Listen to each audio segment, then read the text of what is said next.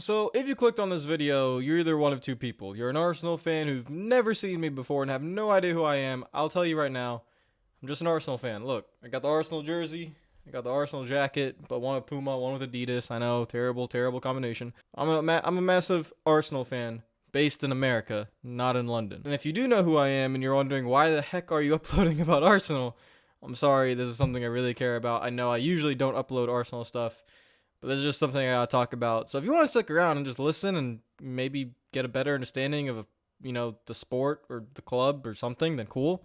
But this video really isn't made for you guys, so I understand if you don't want to watch. Like, I completely get it. This is just me wanting to voice my opinions to other Arsenal fans that might be watching, or people based in London that don't really understand the American way of sports because Arsenal are owned by an American owner, and that's really important to state. But this video is basically going to be talking about Arsenal Football Club as a whole and how I have been following them for the last maybe half a decade, maybe even more. Like around 2014 is when I really got into soccer. But I've done a lot of research on this club, trying to understand the history of the club and become a massive supporter of the club. And I have a very good understanding now what's happened in those last 6 years. And I just want to give you guys my opinions of some of the things that are going on. This is going to be a very long video that's probably hopping around a lot of different points and a lot of subject matters.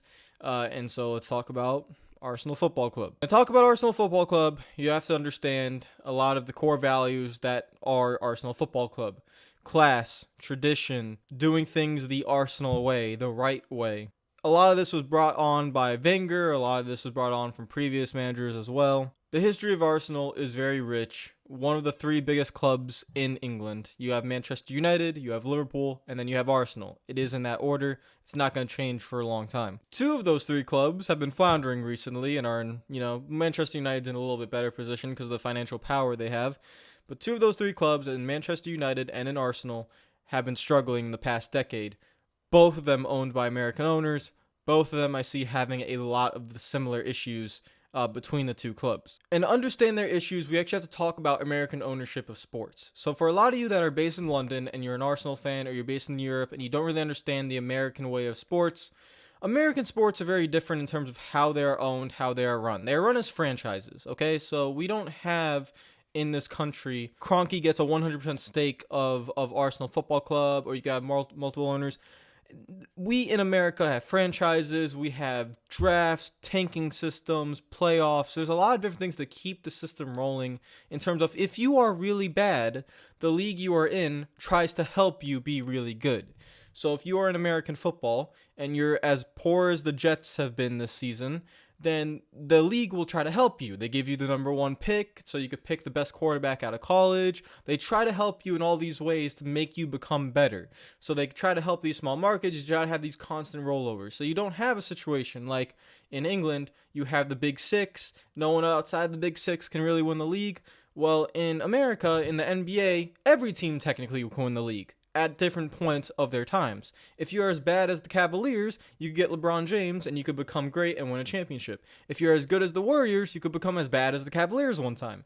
It changes frequently because the best teams in the league are usually capped at a certain point where you can't spend more money, and the worst teams in the league get helped by the league by giving them the best draft picks, the best young players, and try to help them develop throughout the years. In football, in European football, it doesn't work like that, obviously. You don't have draft picks. You don't have a way where you get really bad and the league helps you become really good. That's not how it works. If you're really good, you have a good chance to stay really good, and if you're really bad, it is incredibly, incredibly hard to become really good without some sort of financial backing like Chelsea got in the early 2000s. Chelsea, nowhere near the level of Manchester United, Liverpool, Arsenal, but with the financial backing they have, they get that equivalent of the league trying to help you, draft picks, everything. They get the money. The money helps them become great. Why this is important is because you could see Kroenke owning a team like the Denver Nuggets, or owning the once were St. Louis Rams, now called the Los Angeles Rams. You might see success from those teams, but that's because every American team usually eventually will have success, except one, and we'll talk about them in a second. But in America, the leagues try to help you.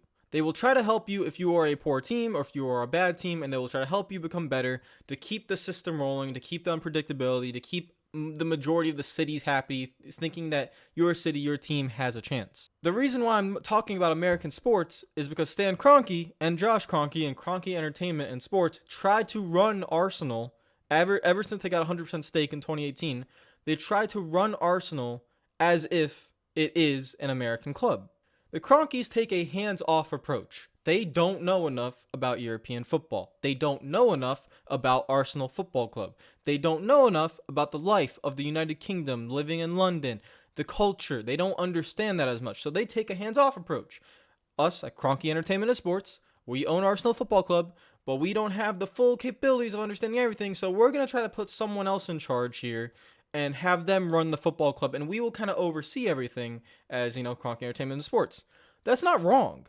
If you are the Kroenkes, that is how you should run your football club, because you're not experts in Arsenal Football Club. You own the team, yes, you wanted to own the team, you had the financial money and the backing to do it, you had the opportunity to do it, but as they know they're not qualified to run Arsenal Football Club in terms of making every decision when it comes to recruitment or when it comes to specific departments. That's not who they are. That's not who they are with the Los Angeles Rams. That's not who they are with the Denver Nuggets. They don't do that kind of stuff. Even the Colorado Rapids, they don't do that kind of stuff. They don't run the team. They just give that ownership backing. They give the financial support. They try to stabilize the team, and then they carry on from there. They're looking to I wouldn't even say make a profit. They're looking to be a sustained business. They love sports. The Kroenkes love sports. They want to be involved in sports. They want to have that idea. If you had billions of dollars and you wanted to become an owner, you could become an owner. Would you have the full understanding of the sport? Probably not. Would you have the full understanding of the team you own? Probably not. So you put the people in charge that you think have that understanding, those experts. If you need something fixed in your house, you go and get an expert. You don't try to do it yourself if you're not qualified to do so. You go and get an expert. So that's what the Kroenkes try to do. They try to level out everything in terms of the business side, make sure, okay, this is self-sustainable. We don't have to invest any of our money, but the club and the team, the organization, the franchise will be okay and will be run competently by this person or that person or whatever. A lot of American owners are just like that, except for maybe like Jerry Jones of the Dallas Cowboys. Jerry Jones of the Dallas Cowboys tries to run as the GM. It doesn't work out. The Cowboys haven't won anything in 3 decades. So normally you want your team or your organization or your club or your franchise to be run by an expert. So here's where we talk about Arsenal Football Club and what they should be compared to what they are. In the last decade, even the last 2 decades you could say, ever since the Invincibles of the Wenger era pretty much, in the last decade, you could easily see a decline in Arsenal Football Club. Now, a lot of that had to do with external factors. You had the new stadium in 2006. You had the debt had to be paid off by 2006. Now, remember, the Kroenkes did not fully own Arsenal at this time. They did not have 100% investment. The way Arsenal's new stadium was constructed, they had a lot of outstanding debt. They had to pay it off. They didn't have the financial backing from multiple billionaire owners to just put the money in and pay it off. No, they had to do it themselves as a football club. That is generally what put them back all those years. So from 2006 to, I would say, 2016, you could say that period of time in Arsenal Football Club, you would not expect them to win Premier League titles or Champions Leagues or anything. The fact that Arsene Wenger even got them in the Champions League every single year with the players at his disposal is honestly incredible. Wenger, he is overlooked during that era. They don't appreciate Arsene Wenger enough for what he did in that era when he didn't have the players, he didn't have the financial support. He kept getting the football club in the good position. Now Wenger eventually has to go. He, after 20 years, doesn't have the level of expertise, his time ran out, basically. It happens to everyone. And this is where Arsenal Football Club gets in trouble, and this is where I have to draw the comparisons to a few American or franchises, because you have to remember Arsenal is trying to be run like an American organization. So what American organizations are run really well? What here in America are known as the best franchises, the best organizations with the best culture, the most well-run? That team, that franchise, no matter what happens to them, the people in charge are competent. The front office, everyone, they're competent. They know what they're doing. They will be okay. I promise you right now, for the fans in London, Arsenal are not that. And that's what should worry you. Here in America, we have a team called the New York Knicks. Now, the New York Knicks are a basketball team set in the epicenter of basketball, the mecca of basketball, the home of basketball, which is New York City. Obviously, it is the main part of America. New York City is there. It is the epicenter of America. You have the Knicks, one of the most valuable franchises in America, in the world, the New York Knicks. The New York Knicks are the worst run organization I've ever seen in sports, okay? By far. Not even close. It stems from the owner, which is James Dolan, having absolutely no idea what he should do with his organization. The culture, the fit, the way the organization's run, all comes from James Dolan. And because James Dolan is not an expert in basketball, he tries to put people in basketball powerful positions that will do the job for him, and he kind of just sits back and waits and sees. The problem is he does an extremely terrible job in understanding who should run his franchise. Dolan gets all the hate because he just simply doesn't understand who to put in charge of that position. So as the owner, he is hiring who should run his basketball department or basketball team. He thought Phil Jackson would be good because Phil Jackson was an amazing coach, right? He might be, no, Phil Jackson was a terrible executive. So he goes through the list over list over list over the last 4 decades trying to understand who can I get to run my basketball organization, and he just can't do it. Hence why the Knicks have been downright awful for so many decades. And it's just, I feel bad for New York fans, honestly, at this point. Now, the reason why I bring up the Knicks is because, sadly, for you Arsenal fans, if you don't know about the Knicks, there's a lot of similar comparisons when it comes to Arsenal. So you have Stan and Josh Kroenke. You have the Kroenkes who look at Arsenal and they try to see, okay, we need people. We can't run this football club as well as we think other people could. We will make the club itself financially stable. We'll make sure that it is self-sustained. We will make sure the money is there to be spent, but we need someone from the football standpoint to be in charge of everything here. Since 2018, the Kroenkes have had 100% control of Arsenal Football Club. So these choices, come to them. They have to decide who is in charge. Now, it is no coincidence that in the last 3 to 4 years, ever since Wenger left, there has been a recurring cycle of people coming in and going out. And the reason why is because the Kroenkes, and the sample size is a lot smaller than the Knicks, but the Kroenkes simply don't understand who to put in charge of Arsenal Football Club. It doesn't matter how much money you spent. It doesn't matter how financially stable you try to make the club. It doesn't matter if it's self-sustainable. If you don't know who to put in charge of the club, if you don't understand who's competent enough to run your club, you will never be successful. And that is one of the major issues right now with Arsenal Football Club. It's not Mikel Arteta. It's not Edu. It's not Vinay. It's not the CEO. None of that. It's not even the players.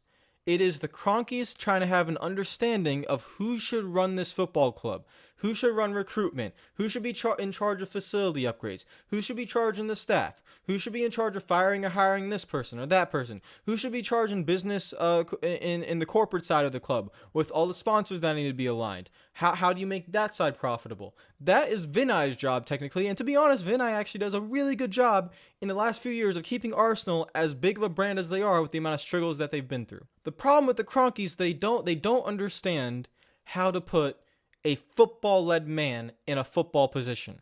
They get a recommendation from the previous CEO, and Ivan Gazidis, who was about to leave. And Ivan Gazidis comes in and says, hey, this Raul Sanllehi guy from Barcelona, he's a pretty good guy. So what does the Kroenkes do? They don't do an extensive background research and understanding who should run my club, so they go off a recommendation by the previous CEO who was leaving, who they had good trust in, and they said, okay, let's bring that guy in. So then that guy comes in, and they put and that guy with Vinay put a different structure in, and now you have this structure by a guy that should have never been hired in the first place because he does not have a good understanding of how to run Arsenal Football Club. Now that guy, within the span of 2 years, is gone.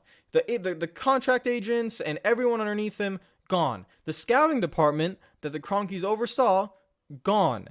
The Kroenkes in this time are trying to basically wipe out the majority of what they think is wrong with Arsenal Football Club. The problem is, they don't understand what is best for Arsenal Football Club. And here's where I have to talk about another American team to help link my points and to help you guys understand. For a lot of you that don't understand, the American side of things, or maybe you not really understand what's going on with the club, why do we suck so much? There's a specific NBA team I would like to call the Miami Heat.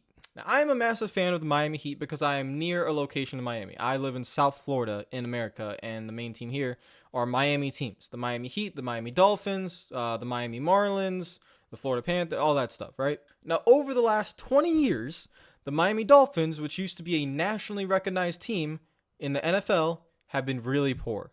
And that's because, again, once the main guys left, once the main head coach left, once the main GM guys left, the owner, Stephen Ross, who has a ton of financial backing, backs the team financially, didn't understand who has to be in charge of the team. So for the last 20 years, the Miami Dolphins have been horrible. Let's go to the Miami Heat. The Miami Heat were created in 1989. Mickey Arison, the owner of Carnival Cruise Lines, owns the team. Now, in the mid-1990s, Mickey Arison looks at his team. He says, I am a businessman. I own Carnival Cruise Lines. I have a ton of money, but I am not qualified enough to make all these basketball decisions. I wanted to own a basketball team. I wanted to own the Miami Heat, but I am not qualified enough to run this organization. So I have to find someone who will be in charge of everything basketball-wise. Everything basketball, every basketball decision, every basketball operation goes through this man. So what does Mickey Arison do? He does his research, and he goes after Pat Riley. Pat Riley is the best decision Mickey Arison has ever made. Because as soon as Pat Riley has come into the Miami Heat are one of the top franchises in the NBA over the last 2 decades. They've won 3 NBA championships.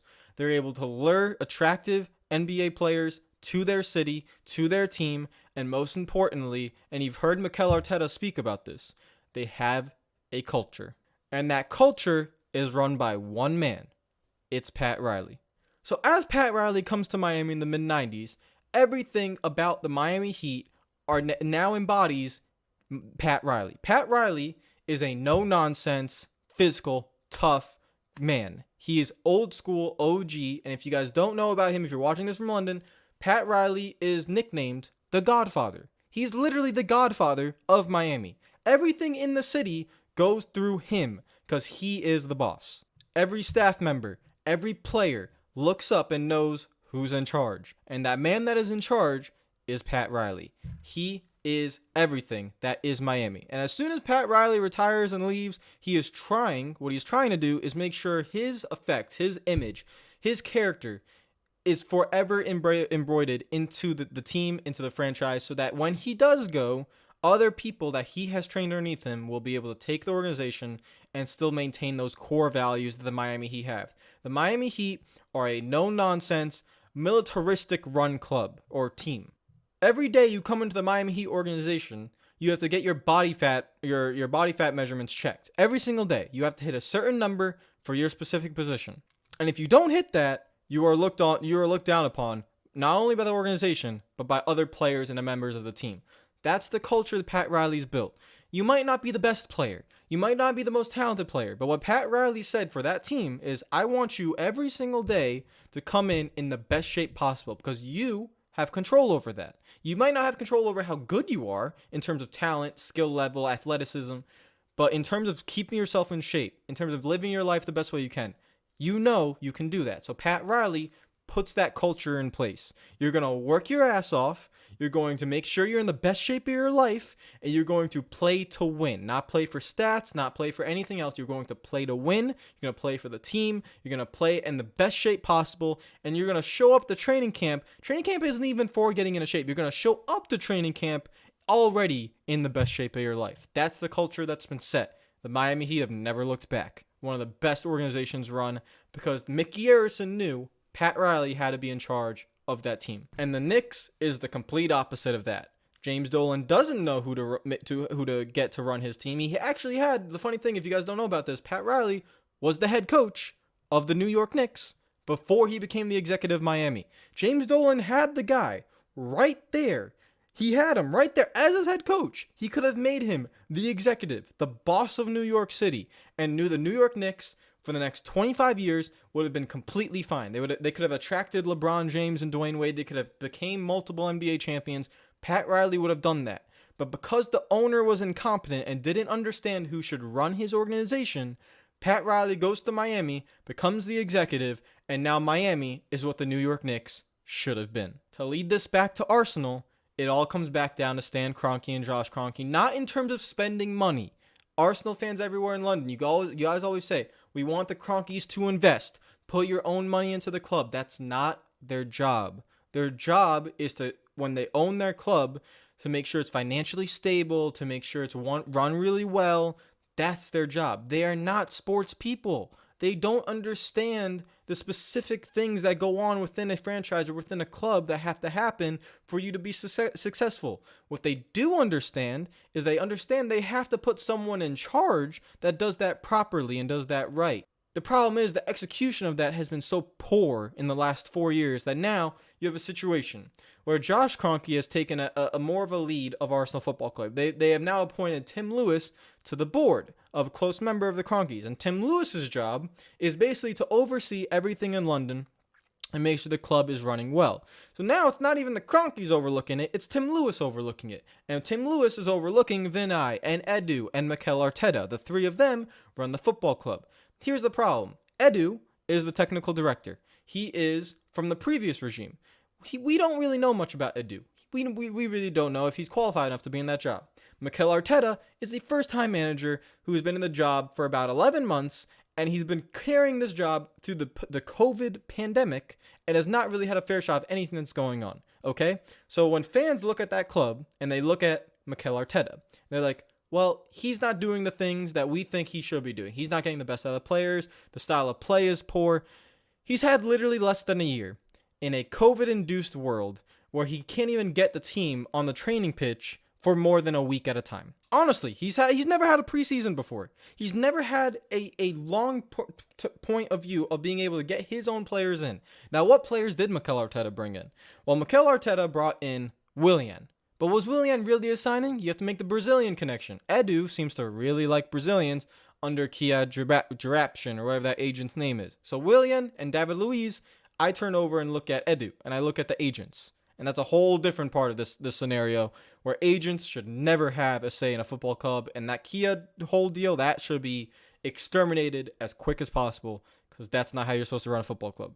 Mikel Arteta wanted Thomas Partey. That was high on his list. He gets Thomas Partey. Thomas Partey is one of the best signings Arsenal can make. He's an outstanding box-to-box midfielder, and even though he's injured right now and he's in a terribly run team, if you put Thomas Partey in a well-run team, he's going to be one of the best midfielders in the world. Who else does he get? He goes and gets Gabriel. Now, Gabriel also is, I would say, another Edu signing, another brilliant Brazilian. So Edu and Arteta working close together. Edu says, I like the Brazilian players, that my background is with Corinthians. I know a lot of the Brazilian market. Here's this Brazilian player, Gabriel, left-footed center back, who's about 30 million from Lille, and we think he's really good, and so we're going to sign him. And so Mikel Arteta agrees. And so the two major signings that Arsenal have made in this previous window in a pandemic-induced world where they have no money to spend is Gabriel and Thomas Partey. The two best players Arsenal have right now in this season are Gabriel and Thomas Partey. What I'm saying by this is you have to give Arteta a chance. Arteta needs to have a chance to at least get some of the players he wants into the club, because you've seen the players he actually does want or does sign off on has actually done a pretty good job. Now, the one exception to that is Willian. So Willian comes in on a 3-year deal. Here's the situation. As a manager, Arteta just needs the players. So he's looking at it, and he looks at Nicolas Pepe, who he does not like. And Nicolas Pepe, for the price that he is not a good enough player to take that price tag, and he makes a ton of mistakes. But Mikel Arteta is trying as hard as he can to get the most out of that player, but he knows he needs depth. He knows he needs more of that position, so he tries to bring in an experienced player in terms of Willian. The problem is Edu, as a technical director, should talk with Arteta and say, we can't give this guy a 3-year deal. It has to be a 2-year deal. It can't be 3. You can't give a 32-year-old Willian a 3-year deal. And you're seeing the backfiring of that. That's a mistake Arteta makes.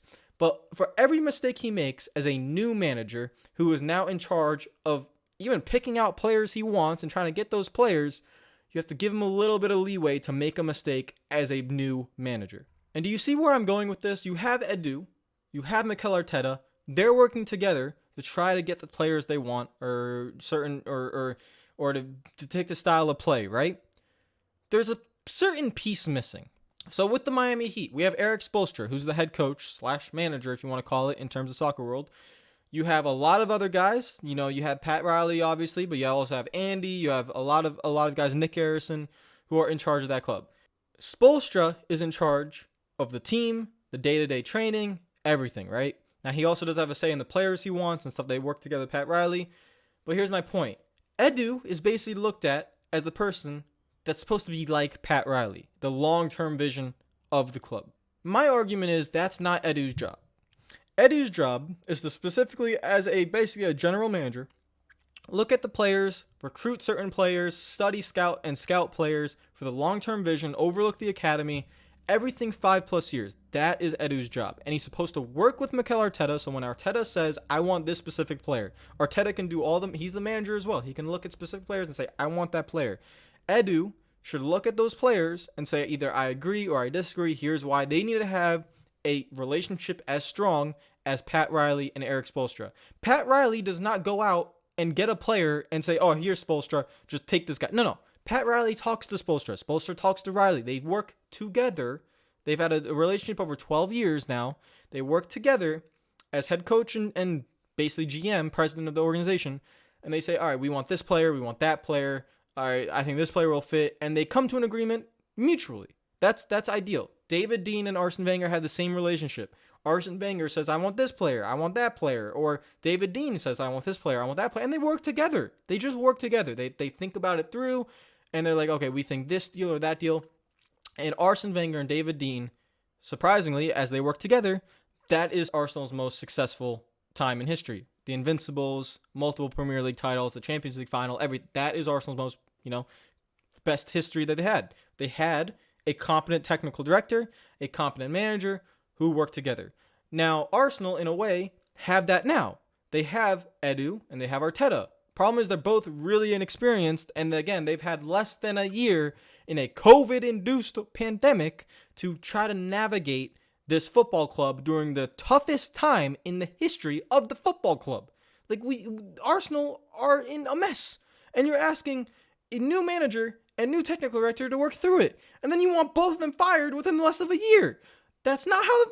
You can't do that. You can't ask for the heads of the manager and the technical director when they've had less than a year on the job. It's been less than a year. You can't do that. You got to give them a little bit of time to work it out. A little bit of struggles, a little bit of pain. You got to just...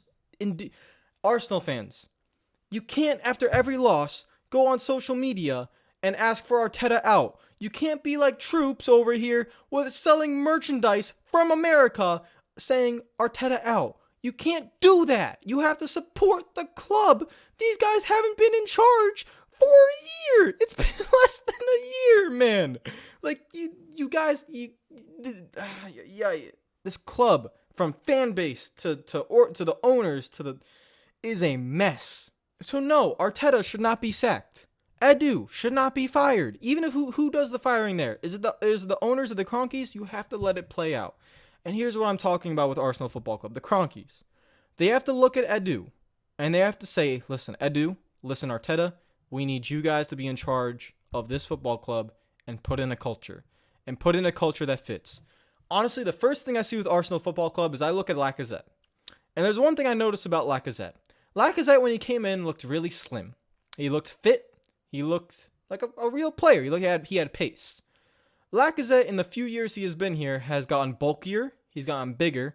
Even in YouTube videos of Arsenal's on YouTube's or on Arsenal's YouTube page, you'll see him with Aubameyang talking about how he, out of the players, in that certain video, has the highest body fat percentage most likely. He's bulked up. He's gotten fatter. He has become less athletic. That should never happen in Arsenal Football Club. Ever. It should never happen. What Arsenal need, when you come into Arsenal Football Club, you should be in the best shape of your life. If you are at Arsenal Football Club, the people in charge of the physical demands of the players, the weight trainers, the physical guys, the guys in charge of weight training and all that stuff, they should be like, listen, you're going to work your ass off every single day at this club. You're not going to be given anything. We're going to measure your body fat every single day. We want you to be at a certain percentage. We want you to be in the best shape of your life. I look at Lacazette, and that's clearly not happened. Clearly. I look at Mesut Ozil, clearly not happened. I even look at Aubameyang. Aubameyang's lost his pace. Now, it could be natural, but again, I look at Aubameyang and I'm thinking to myself, he doesn't look like he's in the best shape of his life. This is something Mikel Arteta has to do. This is something Edu have to do. They have to establish a culture where you come into the club and nothing is given to you. Currently at Arsenal, you come into the club as a $72 million signing, everything's given to you. You come into the club as a $60 million signing, everything's given to you. You come into the club as Thomas Partey at $50 million, everything's given to you. You have to work for it. It doesn't matter who comes in.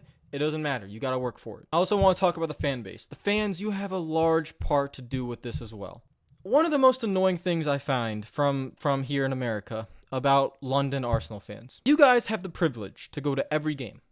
You guys have the privilege to support your club, see the players, give them as much support as possible. You also have the privilege to criticize them when need be. Here's one of the things that bothers me. This was pre-pandemic, and hopefully after the pandemic, we'll get back to this as well. But when all the fans are back in the stadium, okay, and we support the club, first of all, the treatment that a lot of Arsenal fans had of Arsene Wenger was wrong.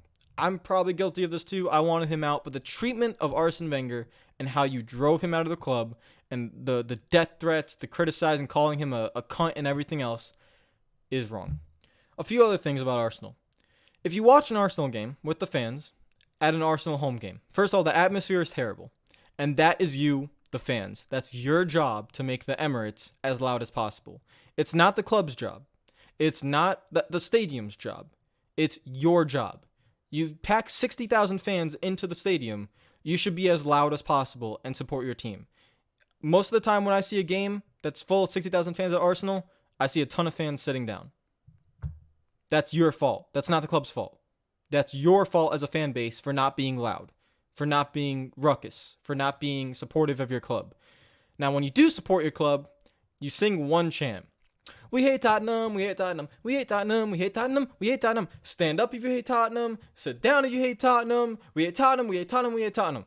Here's the problem I have with that. Why are you so goddamn obsessed with Tottenham? You should be worried about your own club. You should be worried about your own players. You should support your own players. Every 5 minutes at an Arsenal home game, it's either stand up if you hate Tottenham, stand up if you hate Tottenham, or sit down if you hate Tottenham, or we hate Tottenham, we hate Tottenham, or what do we think of Tottenham? Shit. What do we think of shit? Tottenham. Thank you. We hate Tottenham. We hate every single game. Those three chants over and over. You could be playing some, I don't know, like Belgian team. What is you could play like some Austrian team, some random team in the Europa League, and you'll hear the fans chant, "We hate Tottenham, we hate Tottenham, we hate Tottenham, we hate Tottenham." To be honest, that's just so sad. Like, okay, Tottenham's your rivals. We get it. We get that North London, it's always gonna be red. We get it.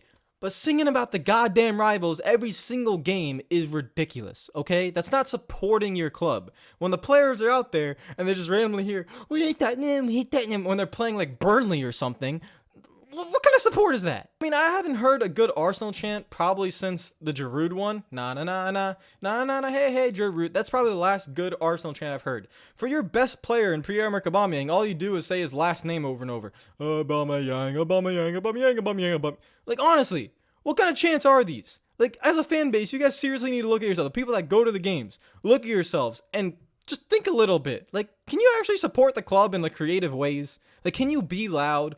If a player makes a mistake, can you clap them? Can you cheer them on? Can you be like, come on, let's go, let's keep going, let's keep going? If Lacazette misses a shot, you could do like, oh man, like you should.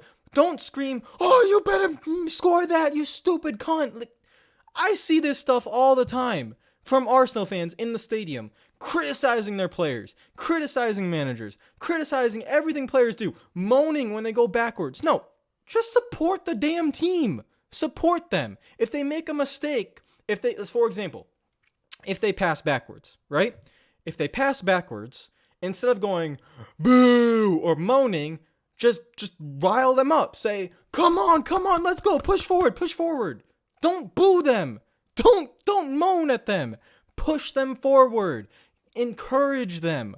That's what you should be doing as a fan base. I don't see that stuff at Arsenal games at all. I don't see that. Unless it's like a Big Six game and Arsenal seem like they're playing well, then you guys get loud. You guys should be loud every game. I'll take for Liverpool, for example. Obviously, Liverpool have the You'll Never Walk Alone and they have Anfield and everything. I get that. But that's because they created that culture at that club. You, the fan base, can create a culture at your club. You can come up with your own song. You could come up with your own chants. You can do that. That's not the club's job. That's your job. Your job's supposed to do that. So you guys have to take responsibility, Arsenal fans, because you're not doing a good enough job from there. I promise you, from living in America and seeing this, I've watched every game for the last 6 years. I've not missed a single minute. I have watched academy games, under 23 games. You fans need to do a better job. Straight up. You gotta do a better job. And to end this video out, because I feel like I've touched on pretty much everything I want to touch on about Arsenal Football Club, we talk about Mikel Arteta and how I just said you should be encouraging the club and supporting the club. Arsenal fans, you need to support Mikel Arteta. After a year or 2 years from now, or 3, if it's not going well and you still don't see improvements, then yes, he should be sacked. He should lose his job. We get that. But for now, in a pandemic-induced world, in what's currently going on, I need you guys, seriously, from London, to support your manager and support your club. It's a really dark time for Arsenal Football Club. This is not going to be fixed in the span of a few months or even a year or even 2 years. This is a long-term project. From everything the club has done over the last 10 years, they've dug themselves a hole that it is legitimately impossible to get out of in the span of a year or two, especially in a league, in a sport where the league doesn't help you get better. You're not going to get draft picks. You're not going to get stuff like we do here in America, where the league is legitimately trying to help you get better. You're not going to get a salary cap. You're still going to have to compete with the Manchester Cities, the Manchester Uniteds, and the Chelseas of this world who spend a lot of money. That's not going to change. You're not going to get a massive influx of money. This is an incredibly hard job to get Arsenal Football Club back to a Premier League title contending or Champions League contending team and club. It's insanely hard. You have to understand that as a fan base. So you have to... What does Mikel Arteta do? Mikel Arteta comes in. He wins you the FA Cup. He gathers the troops. The players love him. And now because we're playing poorly and you're looking at his style of play, the multiple crosses, and you ask, why don't we do through balls? Why don't we do intricate play in the middle? Tell me right now, look at your roster. You have no creative midfielders. Don't bring me Mesut Ozil. We're not talking about that. Mesut Ozil is washed up, old, and needs to leave the club. You have no creative midfielders, okay?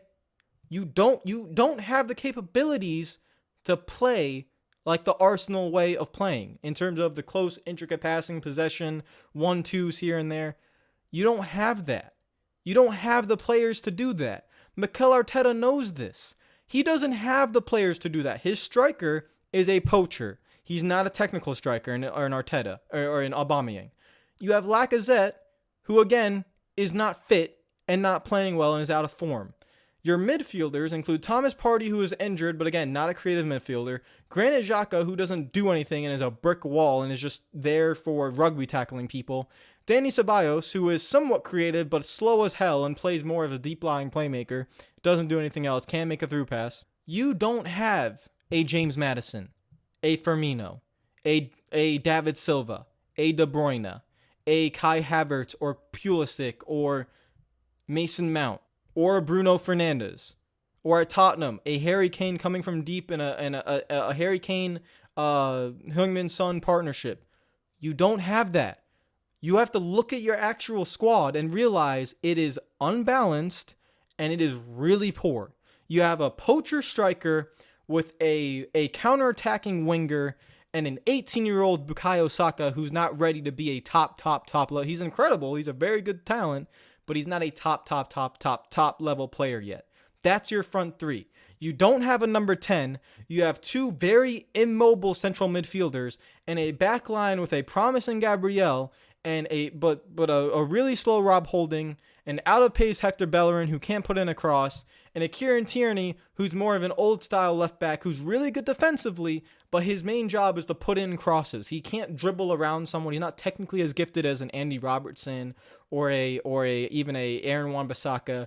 He's not as technically gifted as that. Doesn't have the pace as that. He's more of a defensively centered left back who's incredibly good defensively and good going forward. Can put in a wicked cross, but he's not technically gifted. You have to look at your players.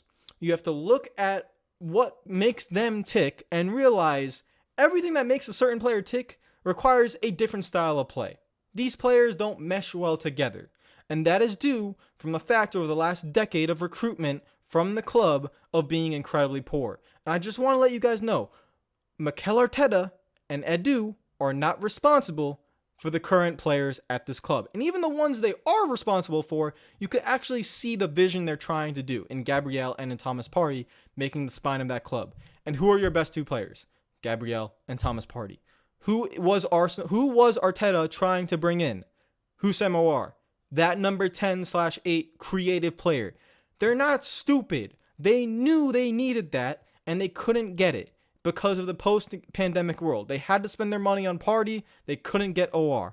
That's just how the world is. They're going to probably try to go get him in the next window, or they're going to get a player of that caliber. They know what they need. Arteta knows what he needs. He does not have the players at his disposal to play how he wants to play. He's currently struggling. When he struggles, you shouldn't call for his head. You should be supporting him and trying to understand what he's trying to do.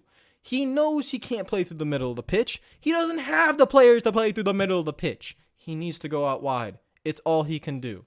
All right? You guys got to support your manager. You have to understand the situation that Arsenal Football Club is in. It's going to be so incredibly hard to fix this. It's going to take multiple years of spending by the Kroenkes, multiple years of getting recruitment right. Edu and Arteta could still make a mistake and buy a certain player that doesn't fit into the system. But for now, 2 out of the 3 signings they made work. Okay? They work. They kept Aubameyang, their best asset, to a long-term deal. So if you do need to sell Aubameyang, you can sell him for money and for a profit and try to re-spend that money. Letting go of Aubameyang would have been the worst thing to ever do because you have to keep assets at your club to be able to rebuild. So if it comes to worst case scenario and Aubameyang is unhappy and wants to leave, we sell him 20 million, 30 million, 15, whatever it is. At least it's money to rebuild. If you let Aubameyang go for free or you didn't re-sign him, you wouldn't get that. So be very happy you re-signed Aubameyang. And who did that? Mikel Arteta. Arteta was one of the main reasons that Aubameyang re-signed. Arteta, right now, his main job is just to keep the players on board. Even the players he knows he doesn't want. The players that he knows are just not part of his plans. And the players probably even know that. And it's incredibly hard to do. But he should not be sacked anytime soon. You guys have to support your manager. And his main job right now is just try as hard as he can to get the players to keep playing hard and try to win games. That's all he could do for now until he could get certain players in. And in the meantime, off the pitch, what Arteta and Edu and everyone at the club have to do is create a culture in terms of you got to come into Arsenal Football Club and you have to work hard.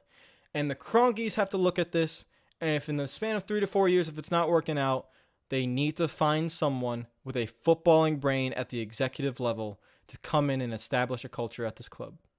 That is Arsenal Football Club. It's an absolute mess. It's going to take a really long time to fix. But honestly, you got to support your team. So Arsenal fans everywhere, please support the club. Please. It's a very down time for Arsenal. You got to support your club. And it's a really long video. So if you enjoyed it, if you enjoyed my soliloquy, if you were here for this entire time, I mean, damn. Then you're a true Arsenal fan if you were here this entire time. If you like that, I mean, goddamn. I'm pretty tired. I'm sweating. I'm sweating. I'm literally sweating. So I'm pretty tired too. So if you guys like the video, make sure to like button. If you're new to the channel and you care about NASCAR at all and Arsenal a little bit, then subscribe. Let me know in the comments down below if you like this style of video. And this is just something I'm really passionate about to my NASCAR followers. So this is what I was going to talk about, and I had to get it off my chest. And hopefully this can make the rounds a little bit, and hopefully fans from London who are Arsenal fans can maybe understand, like, okay, like, criticizing my team's not going to do anything. Like, we have to support the club here. And the Kroenkes have a large job to do to not specifically spend money, but to understand how the organization should be run. And it's going to be dark times for Arsenal. So we'll see if they can come out of it. So we'll see it later. I'll see you guys later. Peace out.